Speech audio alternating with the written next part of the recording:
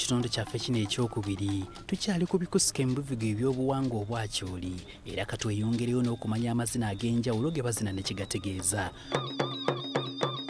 Ng'oggyeko amazina aga ding ajere bano balina amazina amalala agayitibwa bboola ge bazirira omukulembeze waabwe ow'ennono ayitibwa bot oba omugenyi ow'enjawulo era naffe twatuuse twafunye omukisa ne bagatuzinira ekyatuwalirizza okubeegattako. Not only do we perform it to our ward or our chief, but rather to any special guest that may have visited us in our localities. Anything outside that, no.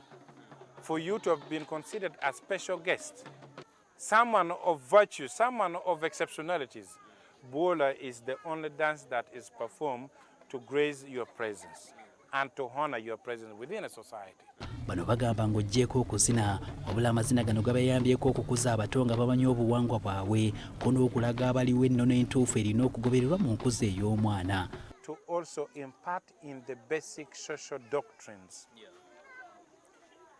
Looking at the age bracket of Team Dance Masters Academy of Northern Uganda, it ranges from an age of 4 to as old as I am. So there is a trend with which moral upbringing is channeled.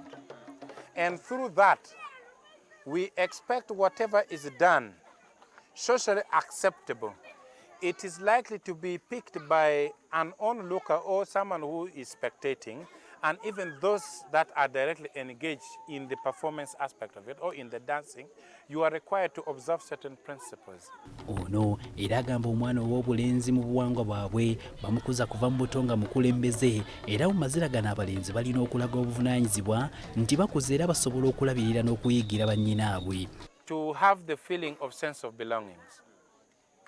Even one who is facing the adversive part of life and things are not good enough out there, we say no, through this we are able and we can communicate. And at the same time, you have seen a number of them, 80% of them are school going. We are fighting day in, day out that through this that we do, maybe someday someone would support Dance Masters. Even those that who cannot continue directly with the normal school-going processes are able to attain a life skill training somewhere so that they are able not only to rely on the dancing aspect of it, but also make sustainability and livelihood out of the commitment they do. Wabula bano amazina n'ebivuga kintu kikulu era balinamu amazina nga go gazinibwa bakadde bokka ku kyalo nga gano amazina bagazina nga waliwo embeera ey'enjawulo erumbye ekyalo okugeza ng'endwadde ekyeya n'ebirala era okusinziira ku bulombolombo egaba gazinibwa abaana abato tebakkirizibwa kubeerawo. If situations are hard, like for example an epidemic has befallen our region, there are only specific categories of our society who are expected to perform certain dance, and their prayers are responded to. Come to Rakaraka, someone who is of 45, 50 years, already married and produced children, have got grandchildren. You do not come to dance this dance. Because the Rakaraka is a courtship dance. Those who are looking for one to marry. Those who are looking for love. So you who is married with grandchildren, what do you come to do here? But the only unifying dance that brings everybody is Bola. Because it passed from one lineage to the other.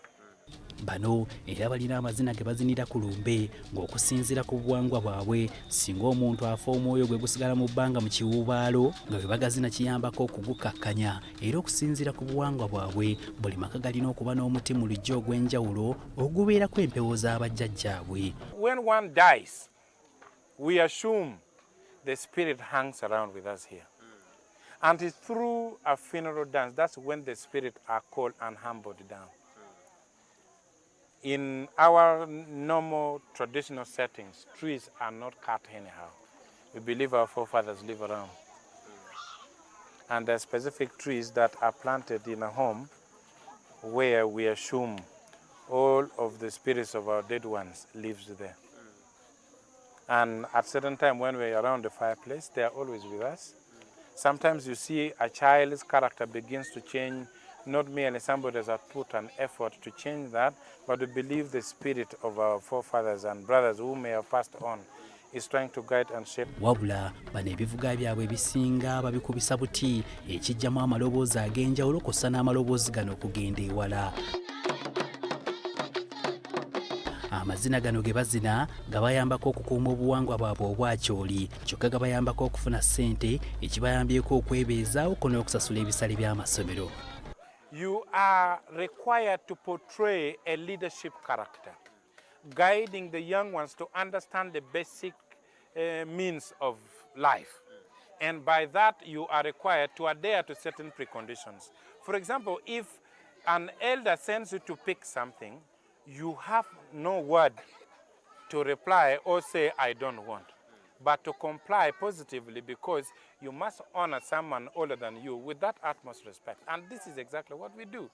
Obwo bwe buwangwa bwa kyoli, wabula bingi bye tuleseeyo naye ate tukuleeteddeko ebyo ebikulu byokka. Lindirira ate obuwangwa obulala. Nze Hasif Sekiwunga, BBS Terefayina, Ageesigika.